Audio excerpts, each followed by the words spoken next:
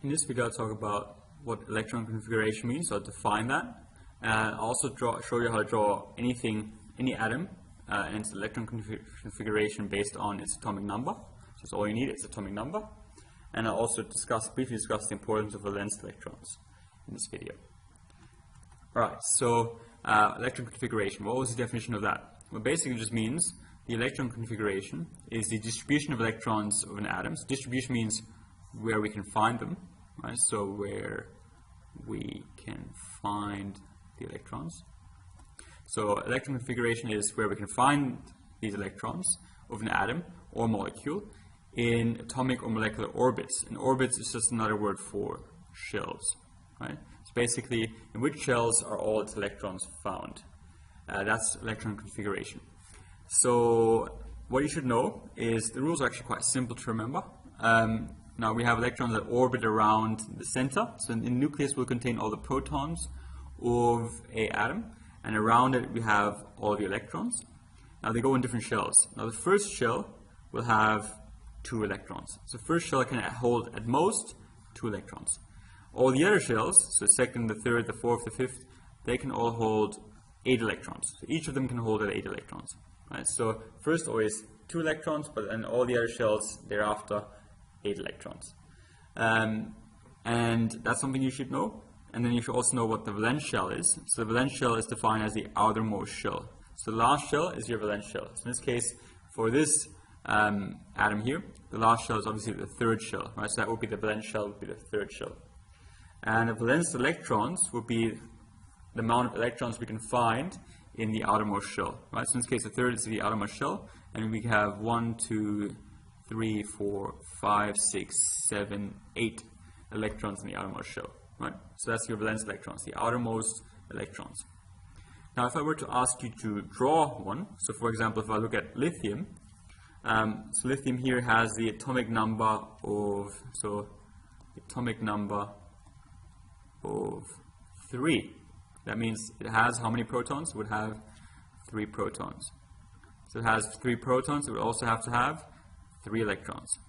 Right, so that's basically what I need to know to start with, because then I know where I put my protons, which are in the middle. Right? So I'm going to draw the nucleus that contains these 3 protons.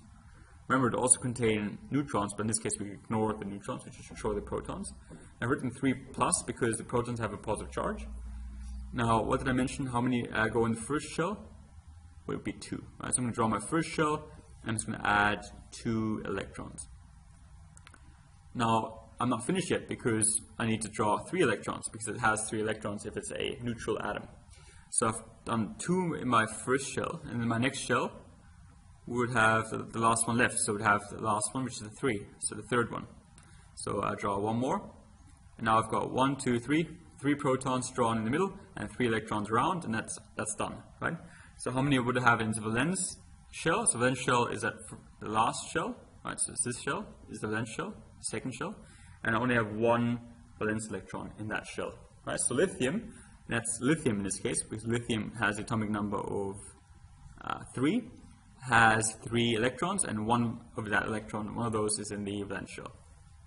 So now if I were to ask you to draw sodium, right? So Na, sodium. If you have a look at the periodic table, it's right there. Atomic number is 11, right? So let's say A number is 11, A for atomic. Well, if it has atomic number 11, how many protons would it have? Must have 11 protons if it's the atomic number of 11, and therefore must have equal amount of protons, electrons, so 11 electrons. Again, I'll draw in the middle, I will draw the nucleus, which contains the protons, 11 plus for that nucleus. And the first shell will have 2, right? So 2 of my electrons in the first shell. And if I look how many I would have left, well, if I've drawn 2, but I've got 11 overall, then I still am missing 9. So my next shell, well, how much can the second shell hold? It can hold 8 electrons, right? So I can just draw 8 in the next shell. So 1, 2, 3, 4, 5, 6, 7, 8, and that's full as well. Then I've got 2 plus 8, that's 10. I'm missing just 1. So the last shell, I'm drawing my third shell. In this case, a valence shell would be the third shell.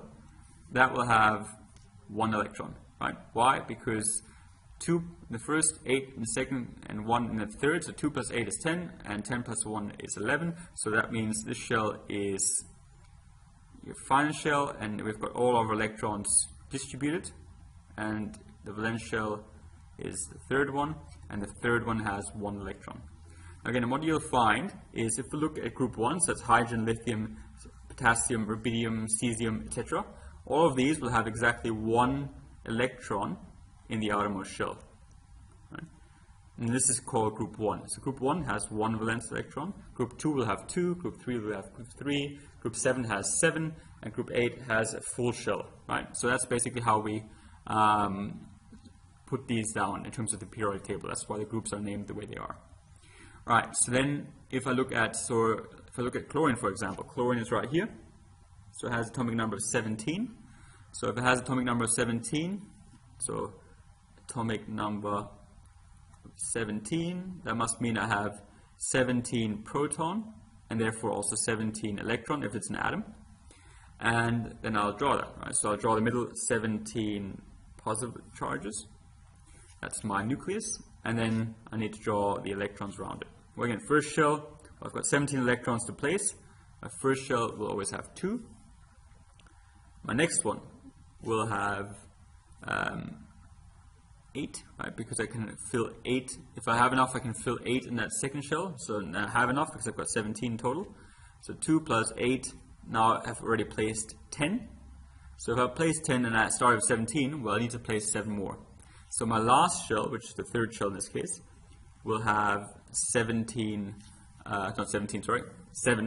electrons, because once I've placed these 7, I'll have placed all 17 electrons, right? So 2 in the first, 8 in the second, and 7 in the third adds up to 17 electrons, and that will be done. That's what my chlorine atom looks like. And my last shell is the third shell, so that's the valence shell.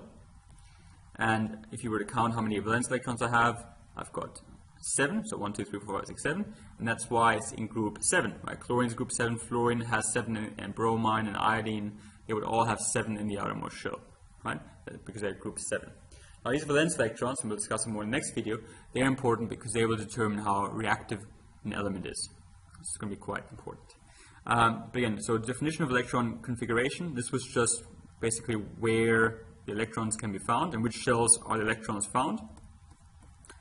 You should be able to draw electron configuration of any atom given its atomic number, because remember, once you have the atomic number, you know the number of protons, and then we know protons and number of electrons are equal. So if we know 17 protons, it must also have 17 electrons, and then you can start placing them by putting 2 in the first shell, and then all the other shells will have a maximum of 8, right?